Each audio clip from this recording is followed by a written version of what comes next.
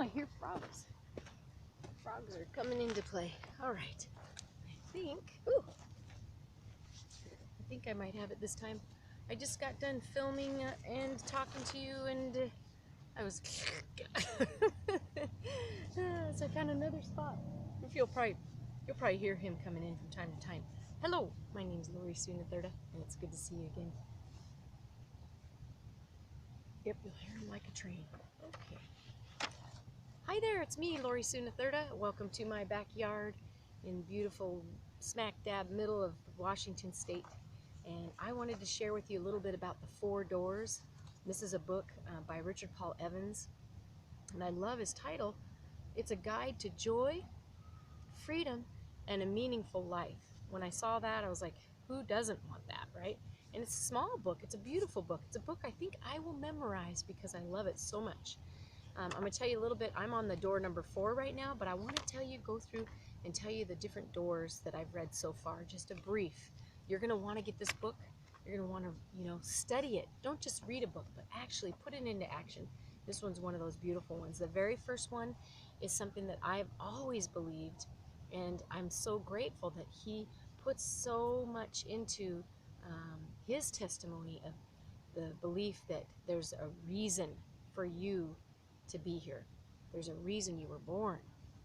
And I love that. He talks about that and how, why are some people able to accomplish so much with their lives, sufficient to even change the course of history. Meanwhile, most of humanity passes through life barely making a ripple in their own little pond. And so he talks about that. What is the difference? Why are there some that do that? And it boils down to the fact that they feel there's a reason they were born. When they figure out their purpose, or they have that thing that sets them on fire, they absolutely go after it, and there's nothing that can stop them. And I think that's what we're all here to do. If we can find that passion, find that purpose and that meaning, why we're here, why we were born, nothing will stop us either. And I love that. So that was the first chapter. And then he says, the door number 2 is absolutely one of the reasons why so many of the people on the earth aren't living their purpose and just cause a little ripple effect, right? They don't change the course of history as we know it. And it's because of limitation. And he says you need to free yourself from limitation if you're going to live a meaningful and a free and a joy-filled life. So you have to get yourself free from these limitations. And he talks about the different limitations, including paradigm, fear, and oh my gosh, the other one just totally slipped my mind. Well, let's see, I can just read right from the beginning because he tells us right at the beginning of this chapter. Let's see. Oh, victimhood. That's right. 3 of the most common of these psychological cages that we place ourselves in limitation-wise are paradigm, victimhood, and fear. And I wanted to share with you a parable that he wrote. And it explains this paradigm, or these cages, this limitation that we place on ourselves. And I just love it. It's called the buffet. A few years ago, I wrote the parable to help illustrate how the cage of paradigm operates. A man was hungry and looking for a place to eat when he spotted a sign outside a restaurant that read, "All you can eat buffet, $1." He walked inside the restaurant, where he found another sign that read, "Please seat yourself." The man walked to a small table in a crowded corner of the restaurant. A waitress soon greeted him. "What can I get for you, sir?" "I'll have the $1 special." "The special?" she asked. He motioned to the people around him. "Yes, I'll have what they're having."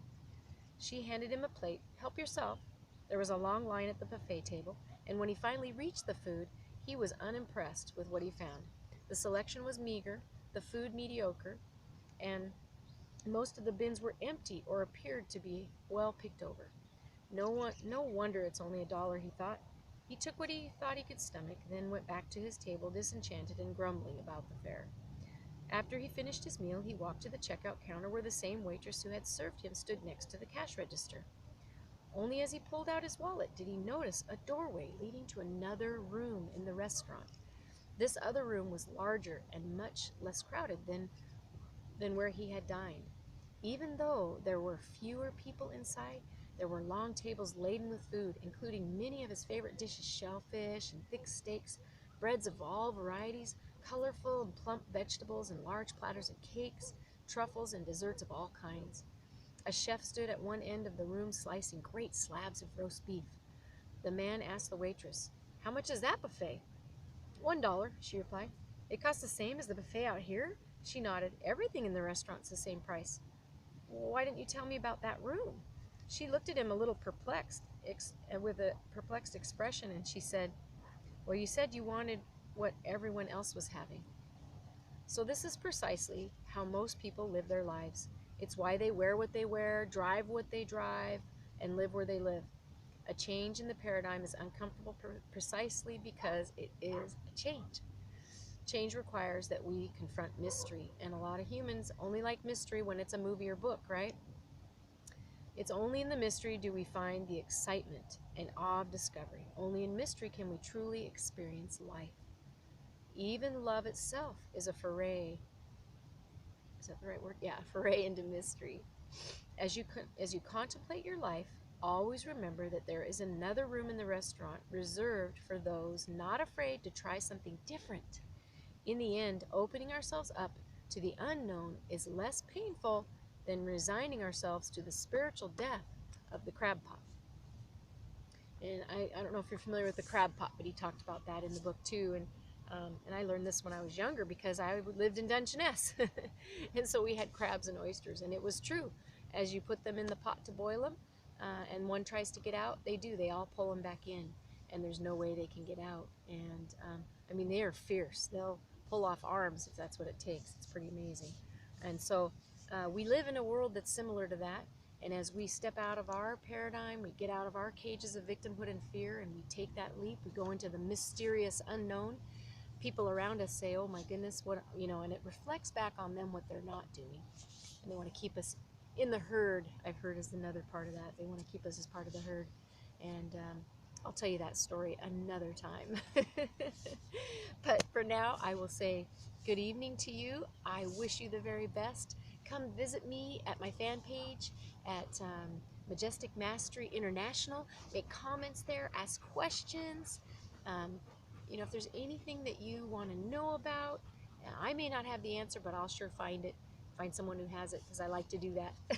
So I would love to hear from you there. And I just wish for you a great day, and we'll see you again soon.